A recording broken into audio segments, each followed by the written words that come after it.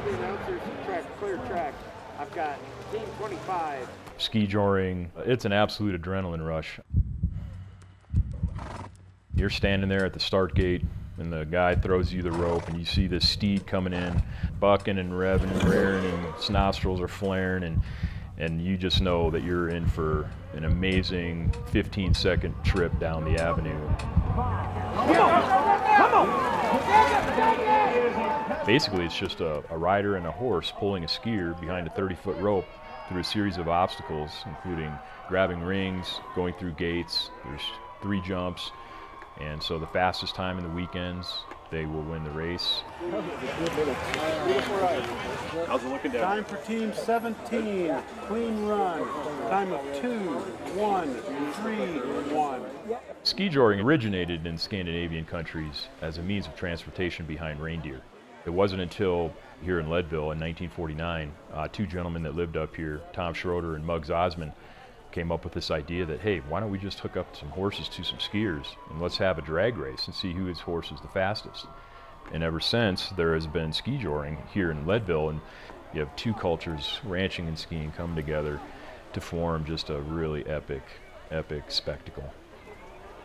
It's always been the Wild West, the merger of the ranchers and the horsemen and the skiers. Everybody come together and get to do this great thing of ski joring. It's pretty cool. It is considered the granddaddy of them all, and that's for very good reason.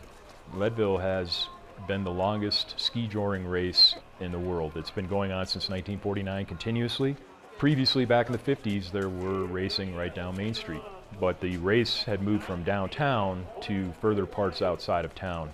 That was the reason we wanted to bring ski joring down Main Street, Leadville back in '93, was to help stimulate the local economy. Leadville has had this boom-bust cycle since the 1800s. The mining was such a big industry, and so when the mine closed and all those people left, the town was literally just a shell of a town. I moved here in 1988, and I remember that was like 5 years or 4 years after the mine had closed. And when we used to come downtown, literally some of these buildings had boards on them. We really wanted it downtown so people could stay here. They would come and watch for the weekend. They would go eat in the restaurants. They would go get coffee. I don't even think we had a coffee shop back then, but now we do. The restaurants and the lodging community, you know, the shops, they all had booming business during that weekend. It was sort of a revitalization of the sport.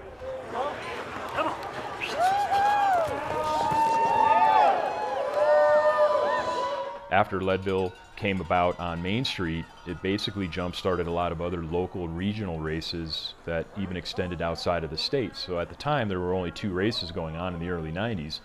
By about 1995, there were about 3 or 4 races. And now, here in 2024, there's between 30 and 40 ski joring races taking place all across North America, including Canada. It's great to see how Leadville has preserved its history. I mean, we're sitting in a very vibrant, active hotel that's 150 or some years old. And it's great that our little sport can kind of help boost the local business community here. It's certainly not the reason why these businesses thrive, but I think that having events like this are very critical to the survival of small towns in the West.